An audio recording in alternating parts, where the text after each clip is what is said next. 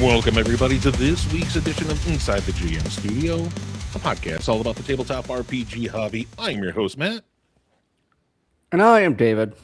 And I just wanted to throw out there for anyone that's listening, maybe you should look me up. I have I've created an account and I'm going to post a game pretty soon on startplaying.games.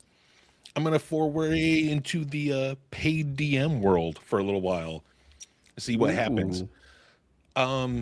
They have this cool thing when you sign up. They talk about this is the things you got to look forward to as a GM, being a paid GM, and things that you should be ready for.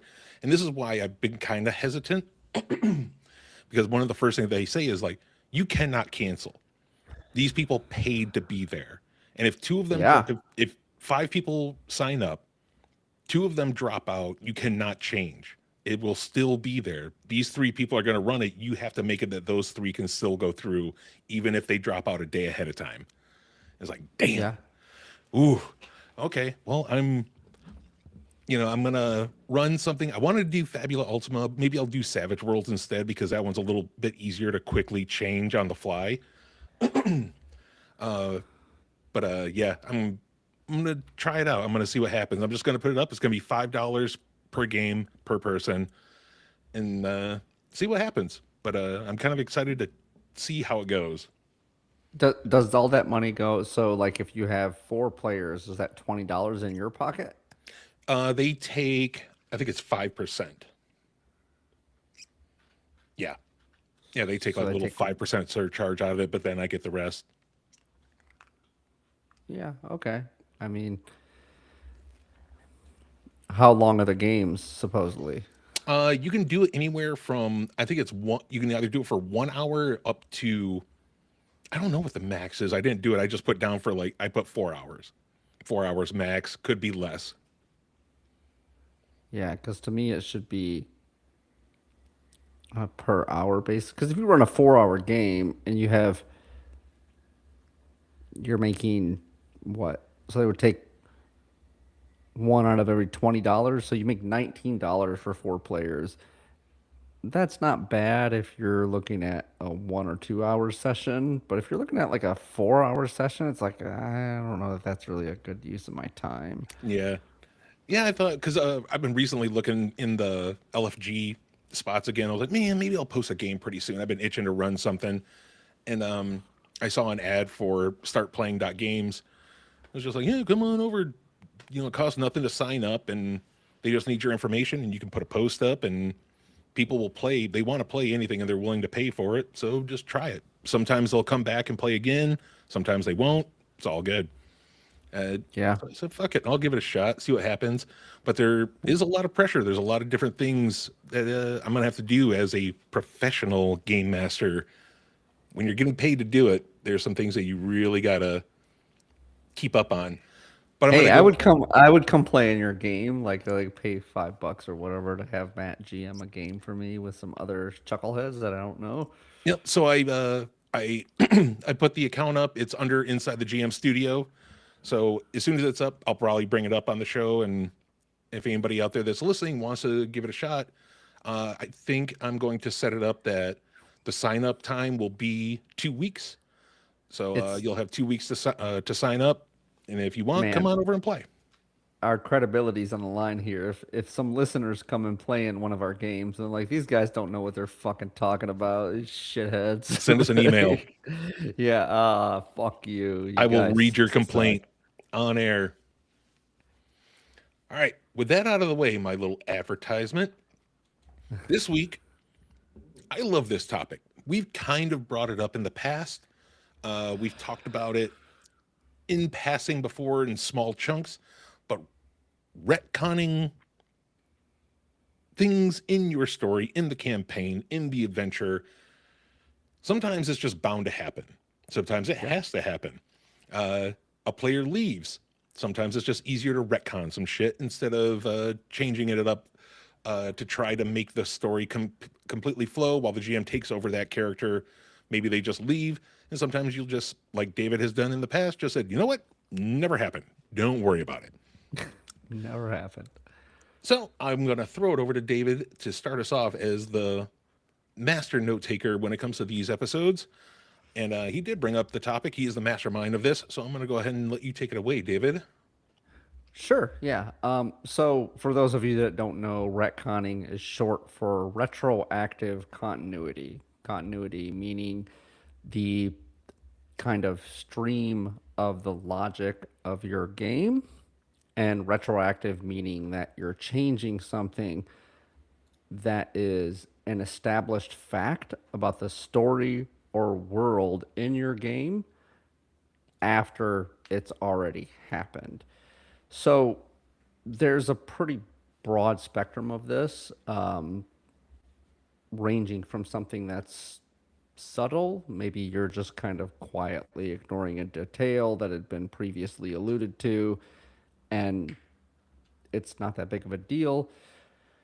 But then there's some things that are maybe more major, where you're like rewriting a character's backstory or a world event. Hmm. So, like most things, they exist on a continuum, and things that are at the edges of the continuum in one direction or another are probably less of a problem or more of a problem. Hmm. So, I think it's worth noting that you need to distinguish between retconning that is player facing, like you're fixing a mistake at the table where there is something in a meta sense that just doesn't kind of like add up, or like maybe a character name was wrong or a character detail doesn't jibe with something in the story world, and a narrative retcon Hmm. where it's that you're changing something within the fiction of your campaign or adventure itself, and then that can kind of have implications moving forward. So, do you have anything to add to that groundwork there, Matt?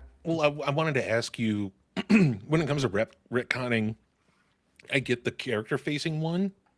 Mm-hmm. Well, I guess player facing, where they are Mm-hmm. aware of the retcon that happened.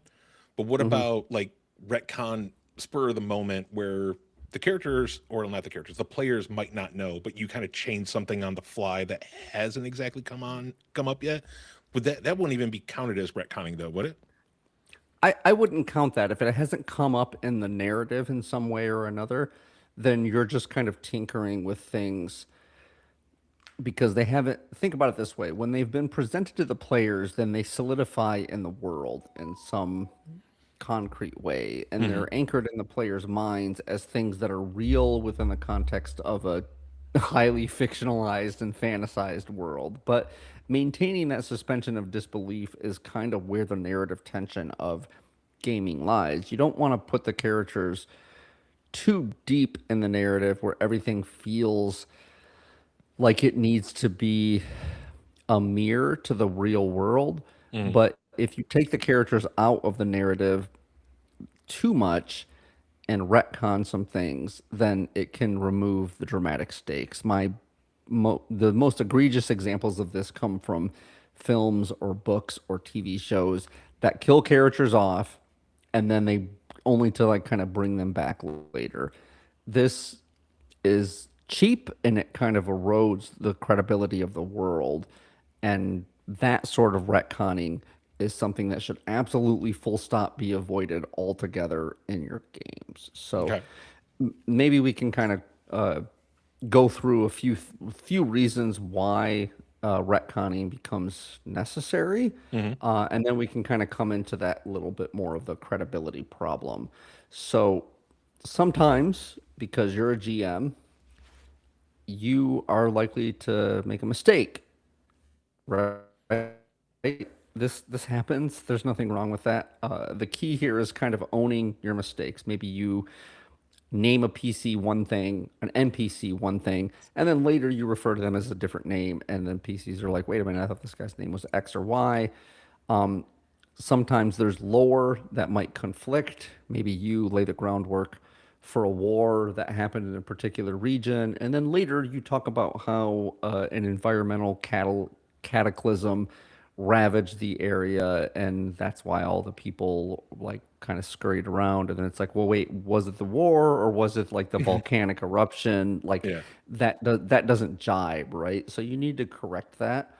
Sometimes it's a matter of rules, right? You you forget about a particular rule that governs a particular aspect of the world or um, the character's actions, and like, oh, I just forgot. Like, this sometimes can happen with acutely in a micro way, like in a battle or something, where maybe you forget that a player can't can't cast two spells on a turn or Hmm. something unless the spell is a cantrip or whatever. So, because they throw you off by casting a bonus action spell first, and then like a bunch of stuff happens from the bonus action spell, and then they go on to kind of cast a bigger spell, and the bigger spell has like some effects, and you're like, wait a minute, oh crap, like I forgot you can't do that. So maybe you might retcon to say like, okay, that spell never took effect.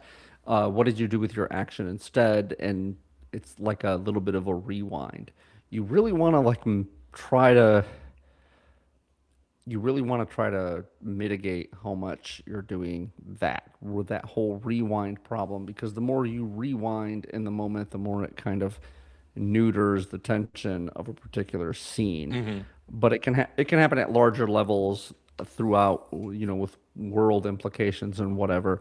The real key here is to ensure that you correct mistakes as soon as you see them happening, address them, and try to figure out what the ruling is moving forward. Hmm.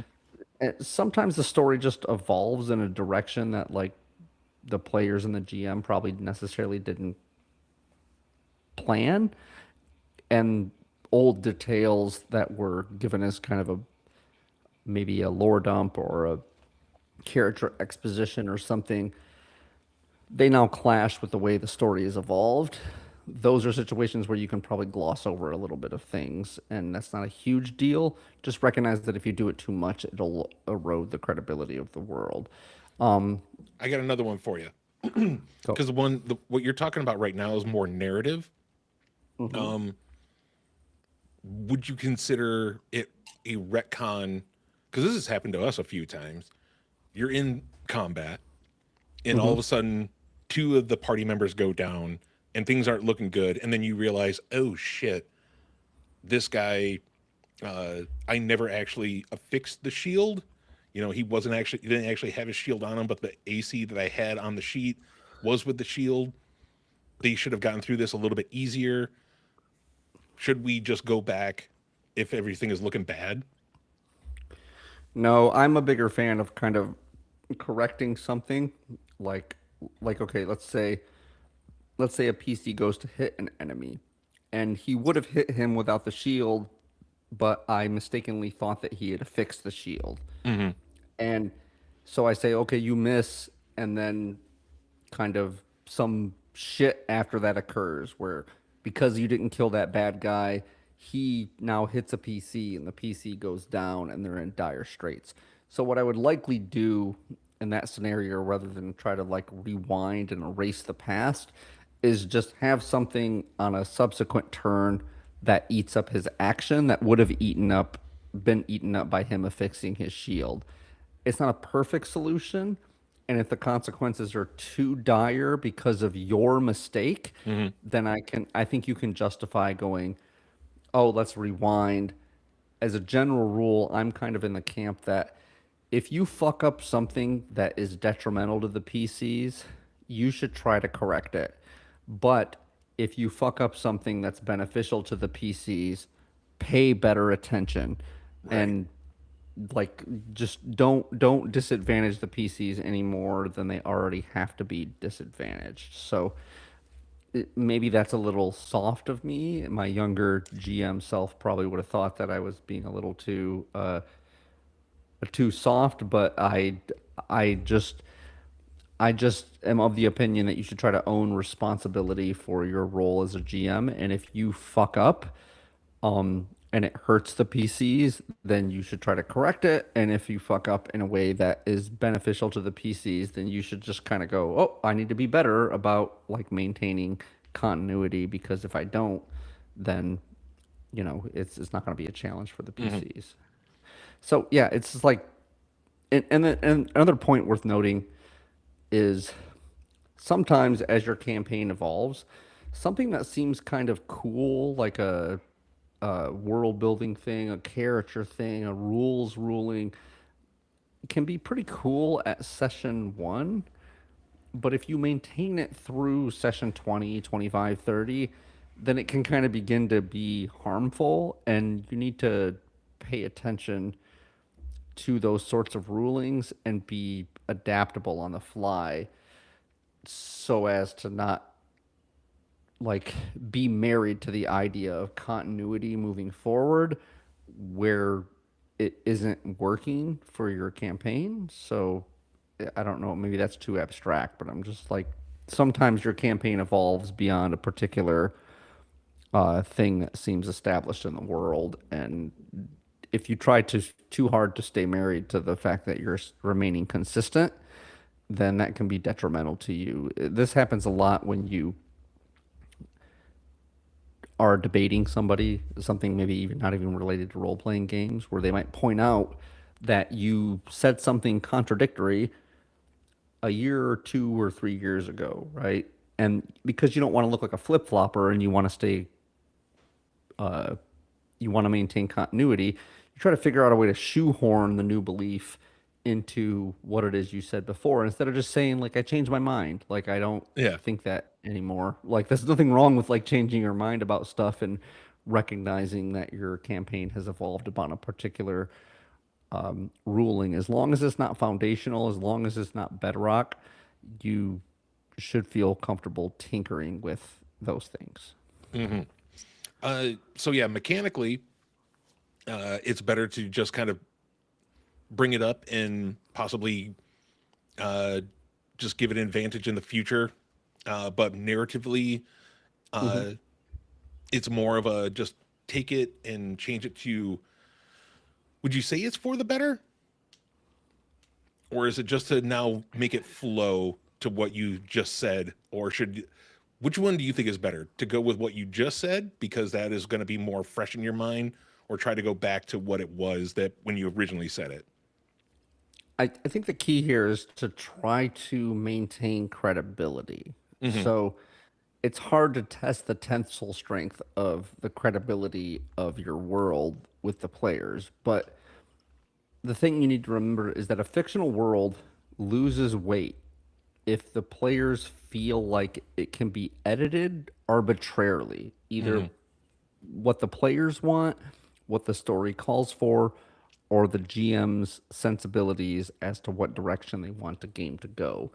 Because, as I've said before, like the scaffolding of the plot and the things, the rules should almost exist as a safeguard to GM sensibilities because we all have biases about the way we want a particular game to go or don't go because we're interested in telling a certain story. But you need to remember that it's a collaborative storytelling effort, right? So you need to allow the players to forge the story as they go forward, and that might not meet with your sensibilities. And sometimes when you have the degree of control over a game that you do, you can that cannot sit very comfortably. Hmm.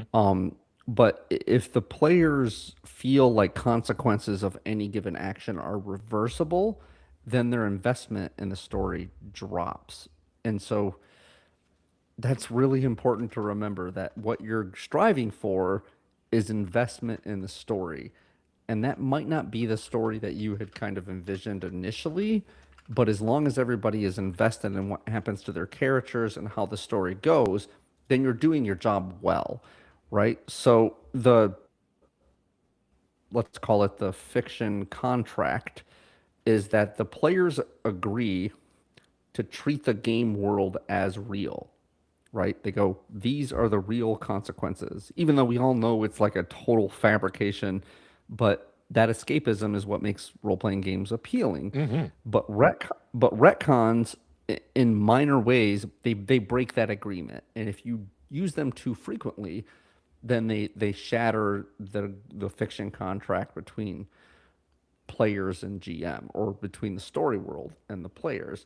So veteran players especially are probably more going to be sensitive to this because they've seen a lot of GMs with lazy retcons that are used to dodge consequences. You don't ever want to use retcons to dodge consequences. You want to use them to maintain cohesiveness throughout your plot as it moves from chapter to chapter and the stakes escalate.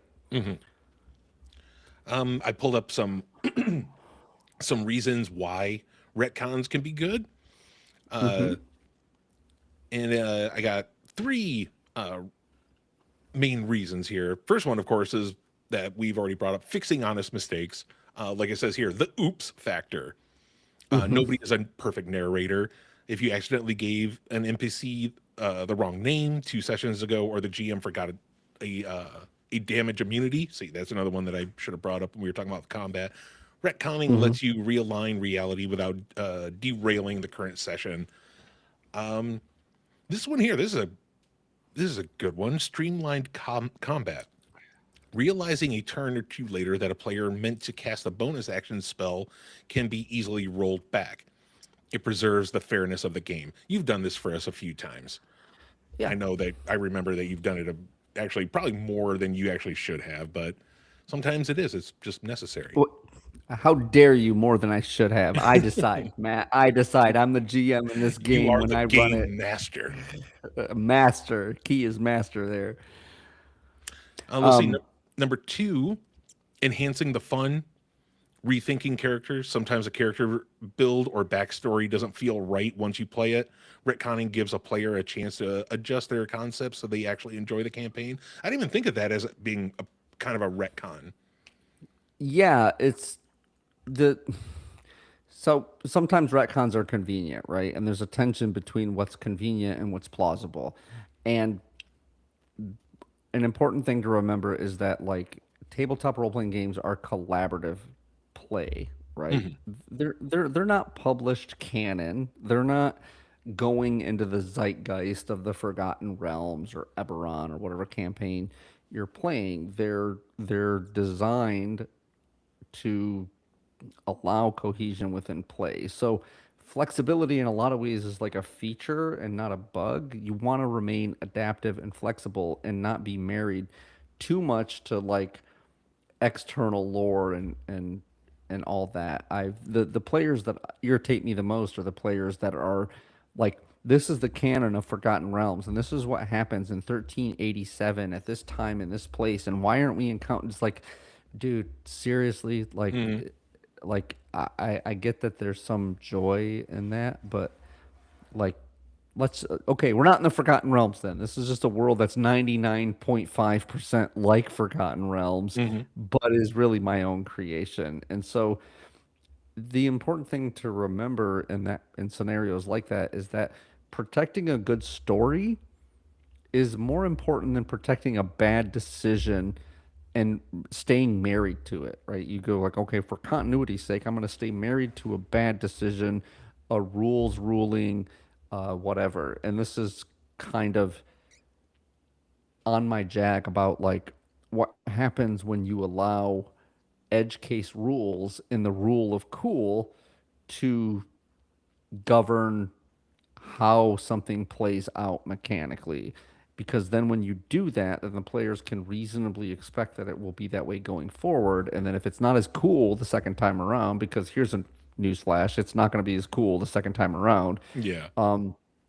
then they go like, wait, but before you said this, and then you have no grounds to stand on. You have to like go like, oh well, you know, yeah, and then you're in a position to either have to retcon or to like say that the rule moving forward isn't this, and then you're just kind of on shaky ground and it erodes your credibility. And we discussed in a very early episode the whole concept of the yes and improv.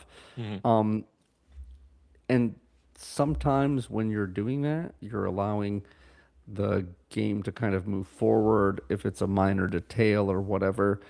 That principle, like yes, and this thing after that I say, is more like of a generative move. It allows the world to kind of like evolve beyond the scope of what it is that you're envisioning or what you had envisioned previously, and publish settings do this all the time. You know, D&D editions change, they kind of change the lore and everything, and that's not necessarily a bad thing provided it doesn't poke too many holes in your world that can't support the narrative that you're trying to have it support. This is a big one. Uh, Rewinding dead ends.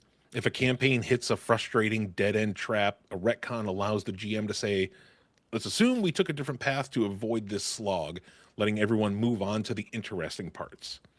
This one, I don't Hmm. know if I agree with 100%, but it definitely is needed sometimes, I believe.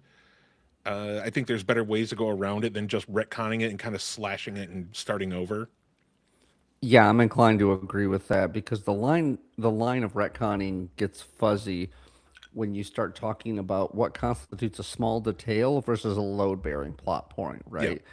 Like if you retcon a tavern keeper's name, that's less egregious than if you retcon like who the big bad evil guy is, right? Like Yeah. the big bad evil Yeah. guy is more integral to the kind of load-bearing plot points. And as kind of a sub point to that, timing is kind of essential.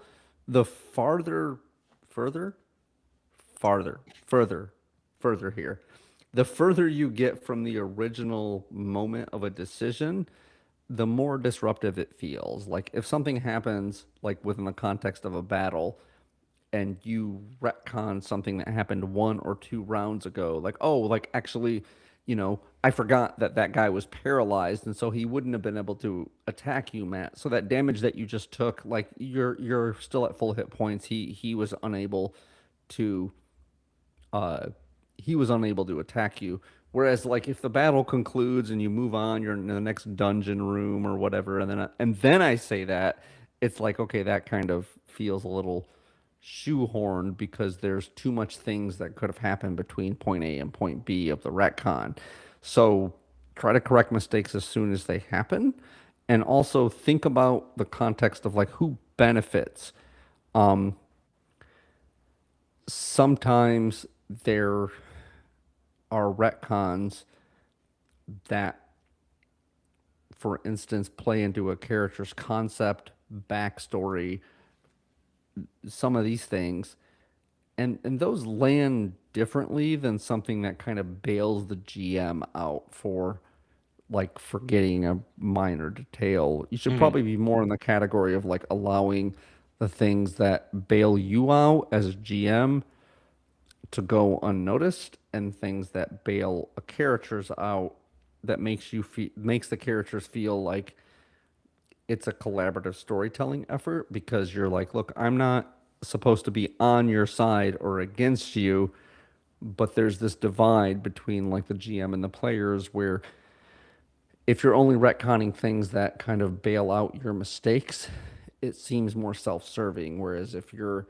letting your mistakes kind of stand and you can learn from them, and bailing the players out when you make a mistake because it's detrimental to them, then they feel more like you're not after them. Mhm. And so like sometimes there's things within the framing of a fiction that are a little cheaper, like it was a dream or the gods rewrote history. And then there's a different category of things that are kind of out of the fiction, like a meta acknowledgement. Like I got a particular ruling wrong and I'm going to fix it. Or we're going to do it this way from this point moving on. I'm not going to rewrite the past, but just so you know, for purposes of continuity, we're going to kind of do it this way moving forward. Mhm. And I think time is really uh, a part of it. Like the less time that has passed between is a lot better for retcons. Uh, the longer that it, like you were talking about earlier, where you're saying, the a war did this before, but recently Hmm. you've kind of been, you've now centered this adventure around a cataclysm that happened in this area when originally you said it over and over again that it was this war. If that was depending on the length between that you've brought those two different topics up, I think Mhm. it's a lot better to quickly try to uh, change it up as soon as possible instead of try to rework it. So I think it's easier to retcon something a lot quicker, something in less time, uh, because then you're not going to create this big like butterfly effect from it instead of trying to make Yeah, it work through time. yeah. That's a pretty astute observation because when it comes to whether you're going to retcon, there's transparency means a lot to players, and it probably gets overlooked in a lot of games that a secret retcon, for instance, is almost full stop worse than one that you acknowledge Hmm. because there's power dynamics between the GM and the players, and the GM retconning something like because of the sensibilities they have about the story is very different than like a player retconning something. And generally speaking, I think the more credibility you establish as a GM, the more your players probably have a pretty good calibrated sense of the things that they can retcon. In our game, Cody is a good example. I kind of retconned, like, okay, like this player, he was never around, like he didn't exist. And then like Cody was like, okay, I'm gonna kind of retcon that a little bit. Retcon your retcon, right? Yeah. Where it's like he was never in our party, but I did have a brother, and this, and so that was important character work, and I don't see how it substantively changes or breaks the world. So I kind of like let him go with it because it just hits differently and it shows the players that you're not trying to architect the plot in a way that serves your needs as a GM. Um, I think players have a very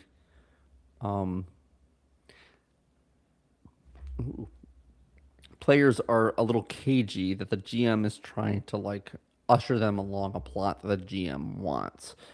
And that's not true from my experience of most GMs, but most players are kind of cagey about the fact that they like I have an idea of like kind of where I want the plot to go and I want to be able to shape and mold the plot as I want. And the GM might have an overly rigid definition of what that means. And so any little nuggets that you can give that allow the players to kind of retcon things in a way that is more in line with a character concept, a character arc, something that plays into the story that doesn't undermine the key pillars that we established earlier Hmm. is probably uh, a good tactic to employ to make the players I guess see the brushstrokes a little bit less. There's some open tables. What do they call it? West marches, right? Hmm. And then there's kind of tight narrative campaigns, and they have different tolerances for that. So that probably just depends. If you're managing lots of players, that might not be quite as tenable. But if you're not, then try to allow that to be a little more open ended. I wanted to ask you this, Matt. Like, do you see a difference between so a retcon is something that like establishes reestablishes a already established fact in the world, right? Hmm. Is that different than a reframe, right? Right. Is there opportunities where you can use the in-game or let's say in-world logic of the game to explain a change instead of just like erasing it and like rewriting it entirely? Yeah, you actually kind of pointed towards it earlier, like when you were talking about like divine intervention almost, Mm-hmm. but more like the historical text might have been written wrong. The Mm-hmm. stories that have been told for the last 100 years were actual lies. A king from in the past uh, actually said this was different. Something like that. It could be used to retcon something and make it interesting. Hmm. without actually. And this is kind of what I was going to go in with my next one. Is kind of like playing. Yeah. Okay. So letting the players in on it a little bit without letting them know that you're completely retconning it. Like you're not gaslighting them really. You're, Right. and that's why I wanted to. That was going to be my next thing is like how transparent you should be with the players about your retcon. This is a good way to do it where you don't have to be completely transparent. If you're able to make it that like, we'll go with the historical documents were wrong, sort of thing. If it's not as bad and you can make this work, I think that's more interesting than just coming right out and saying, like, whoop, you know what? I completely fucked up. Are you guys okay with us changing things? Uh, so yeah, that's what I would go with.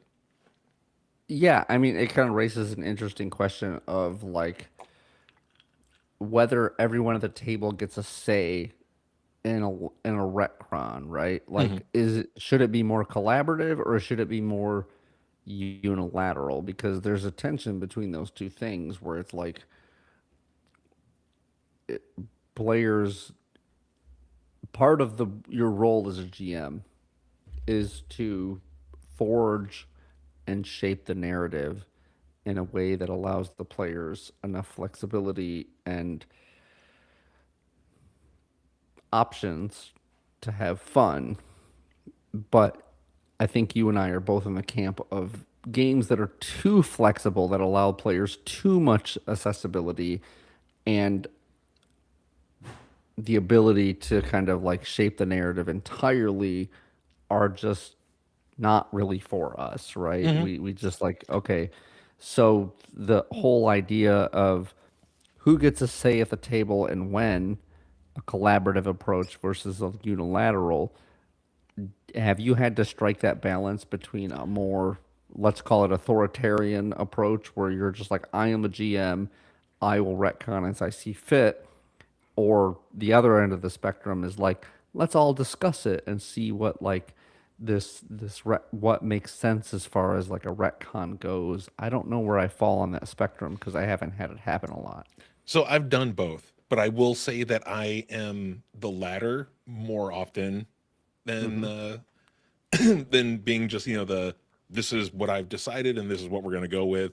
I am very transparent usually with my table when I decide to change something up, because I want to make sure that they're okay with it. And if they're not, then I say, well, what can we do to make it work? So I try not to be that guy. Like I am the GM. This is my world. But there has been a few times that I have done that, just because I think there's no way around it. When in reality, I probably could have worked around it a little bit more. All right. Okay. So I have a hot take here. Defend or attack this particular proposition Mm, to kind of tease out where we are. I think I'm probably more in the former category. okay. Like, I am the GM, I design the adventure, and your input is valued, and I want you to have a nice time, but you don't make the rules for the world. I do Hmm. that, right? And so here's my proposition. And you can either defend it as something that is good or attack it as something that maybe has holes in it. The GM is always right, even retroactively in the case of a retcon. Holy shit. Ooh. Ooh, hold on. I want to attack it, but deep down, I don't think I can. I have to defend it because when you put it like that,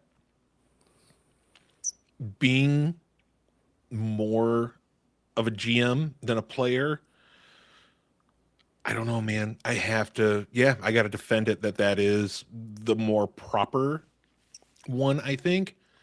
I think that is the one that is actually a little bit easier to defend in the way that it's the more simple one. Uh, Hmm. because once you say no to that, there's too much, it gets too wishy washy afterwards. It's bedlam, right? Yeah. And I think we're on the same page there. Like when pressed, You are the arbiter.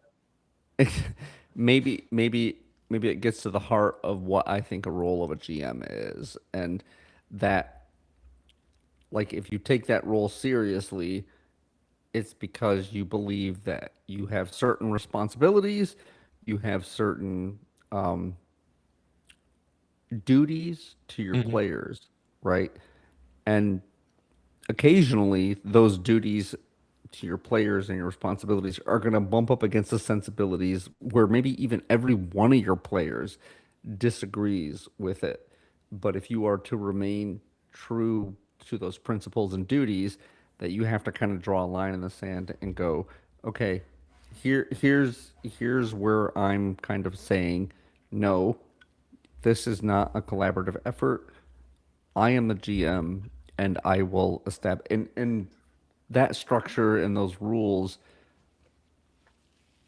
although they might create some sort of they might fluster some players, I think are beneficial over the long arc. Hmm.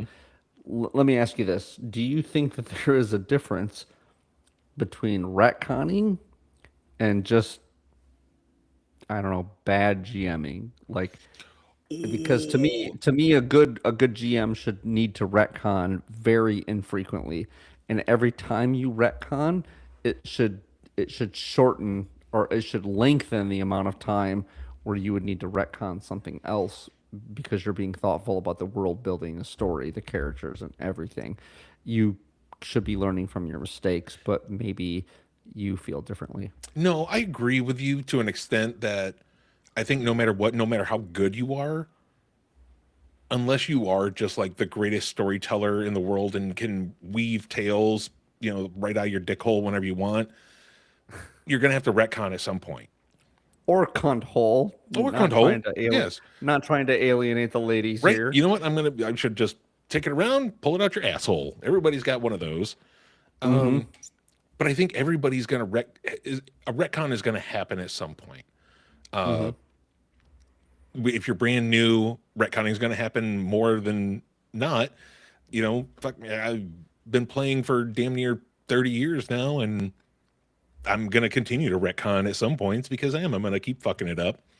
It's something that's gonna happen. So no, I don't think But it makes you bad. if you're anything like me, every time I have to retcon something, it stings. Oh yeah, It oh yeah, stings yeah. to me like ooh. And so like I try to learn going forward, and I would think that at some point retconning amounts to kind of just categorically what we would call bad GMing. You're failing to sow the pillars of a world, and you're Hmm. failing to kind of like give the narrative some weight and the characters some gravitas. And so I don't really have a way of sussing that out, but I think we've both played in some games where in very short order we can realize like, oh, this GM doesn't think about these things. They're covering their brushstrokes and they're trying to like correct a lot of stuff. And it's like even within the context of one session, I've had it happen where it's like, wow, this is a lot of stuff that you're like hand waving away and covering your brushstrokes and I'm kind of out. I'm like, I mean, you do you or whatever, but like, I'm not enjoying your game for Hmm. those reasons, for the reasons that we already illuminated like Yeah. earlier. It just like in the context of one session, if someone erodes and shows the cracks in the credibility of the world and the cohesiveness and all of that, it's like, yeah, that's just not. If it happens that frequently, then yes, there's something wrong. You're not, like you said, you're not learning from your mistakes at all. Either that or you don't give a shit, which is even worse. Uh, some people, they don't learn as fast as others, and sometimes they don't learn from their mistakes. But if it's happening that much, it's almost like you just don't care. And I think that's worse, which I think that Mhm. makes you a bad GM. If you just don't care to that point, then you're shit. Because because that kind of gets to the point about like the tension between collaborative is that like GMs that care tend to be more collaborative, right? Hmm. They give a shit whether their players are having a nice time, but the players don't come to you to have to forge their own narrative, right? And so even though they might not directly state it, and often don't, they come to you for things that are more ephemeral. And if you don't have your finger on the pulse of what those things are as your role for a GM, independent of what the players want, then you're kind of like doing a disservice to your players. And it's that to me has always been the trickiest thing about DMing is that the things that the players want most are hardly ever the things that they say they want. But Mhm. like when you present them with the things, challenges and whatever, they go like, "Yeah, I'm in for that." They keep showing up to your games. They're very eager, and it's like they're almost not even consciously, but they're unconsciously aware of these things. And that's to me the kind of like the beauty of a game where it's like you're kind of like hacking into their mind to get to the the baseline things that they want in a story that are beyond the things that they would say that they wanted.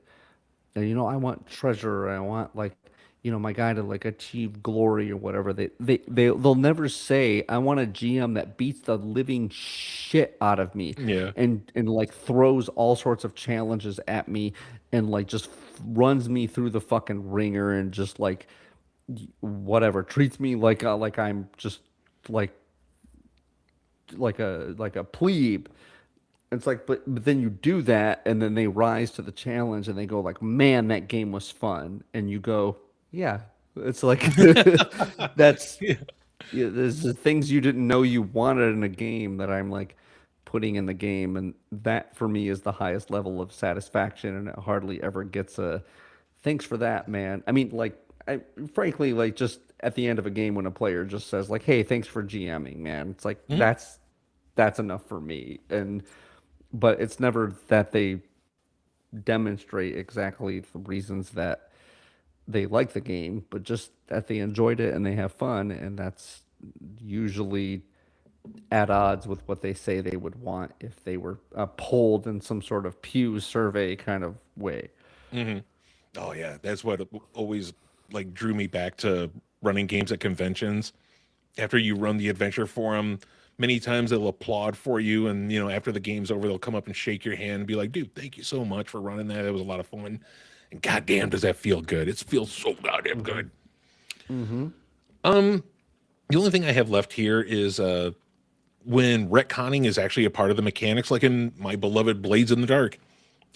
I know they don't call it's not a retcon mechanic; it's called a flashback mechanic. But it's Okay. that's what the whole thing is that when you come up to an obstacle, there is an actual mechanic where you spend a resource and to say, actually, I wanted to do a flashback where I bribed this guard to let us in, and it's something that you can do as an actual mechanic. It can be really fun if you want to put that in your game. I think that's fine, but how far should you let it go? That's something I think is the Yeah. better question. This gets into my question. I wasn't even thinking about Blades of the Dark when I mentioned that, but like that is kind of like gets at that tension between retconning and reframing, right? Hmm. It's like you go, okay, maybe I have a mechanic at my disposal that when I come to a guard that's like I can flash back and like say like, I knew this guard in a previous whatever. That reframing can be really cool but it's just you're always kind of trying to suss out where the line is for that being a bridge too far Hmm. because it if it bails the players out of like a grandiose moment, that's really cool. But if it starts to be a mechanic that is used to get the players out of a scrape that they should be using their wits, their cunning, the skills at their disposal, the stats on their character sheet, and other things. Let's just say the players' sensibilities. It shouldn't be a crutch, and if Hmm. it becomes a crutch, then that's great. But if it's like, or it's not great, but like if it is a confluence of things that provide a concrete benefit when you're pouring on challenges and dire circumstances that make it very difficult for the players to use the resources at their disposal, and they have a little escape hatch to give them a little breathing room, I like it. But Yeah, if it becomes something where they're using it on the regular, like to kind of get out of scrapes instead of using their ingenuity or their wits, then that's where I kind of draw the line and say I don't like it as yeah. much. There's a big difference between, you know, 2 days ago while we were doing some legwork, I bribed this guard to let us pass or to leave this door unlocked so that we can get in. Compared to Bill and Ted's Bogus Journey, where he's just like, as soon as we get out of here, we'll take the time machine back, and I'll grab my dad's keys and I'll leave them right here. See, like, huh? Well, how did you get out in the first place? Okay, cool, no problem. Right. And in the context of a more corny, tongue in cheek narrative, that probably works. But if you don't want to go with a corny, tongue in cheek narrative that erodes the credibility of your world and the continuity in it, then strive for instances of the use of that where the players have likely exhausted most of their resources and they can pull on this thread to allow some gradient of success, not like a full stop success, Right? but Yeah, like yeah. the potential for success. There's a big difference between a guard comes up and unlocks the gate for me to get out of my prison cell, as opposed to a guard drops a bit of wire that maybe like I can grab and use to like pick the lock with my skills to like allow me to get out and potentially escape. Those there's it doesn't seem like there's a big difference between those two things, but there is a big gulf between them. All right, I think we've blabbed on a little bit enough about this. But what about all you out there listening? What do you think of retcons? Is it a strict no-no, or is it something that you're okay with using every now and then? Let us know. Send it to inside the GM studio at gmail.com, or just send us any question. We love new topics to talk about. Uh, Anything that you want to know, just send it in. We'll talk about it. Or if you ever want to, come on over, usually every Sunday, 9 p.m. Eastern at twitch.tv/ inside the GM studio. Come and watch us live, talk in the chat. Maybe you can even throw in a question in there or just add in on the conversation. But for this week, for Inside the GM studio, I have been your host, Matt. And I am David.